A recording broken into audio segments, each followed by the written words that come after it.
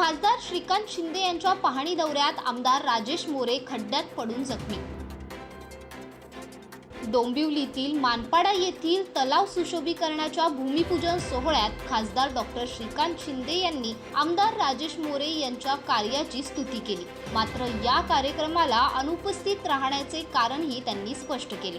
अंबरनाथ मधील क्रीडा संकुल परिसरात पाहणी दरम्यान गटारीवरून उडी मारताना आमदार मोरे खड्ड्यात पडले आणि त्यांचा हात फ्रॅक्चर झाला। यामुळेच ते या कार्यक्रमाला येऊ शकले नाहीत, असं श्रीकांत शिंदे यांनी स्पष्ट केलं आहे।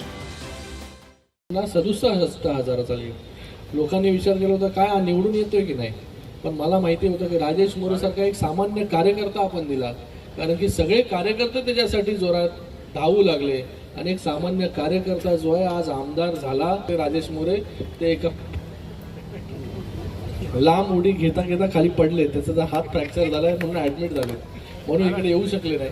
पण लवकर त्यांच्या सेवेमध्ये मला वाटतं 24 तास जेव्हापासून निवडून आलं तेव्हापासून सकाळी 7 वाजल्यापासून ते रात्रीपर्यंत आपल्या सगळ्यांना उपलब्ध अवेलेबल 24 तास अवेलेबल असणारे आमदार जे आहेत ते आपल्याला मिळालेले आहेत।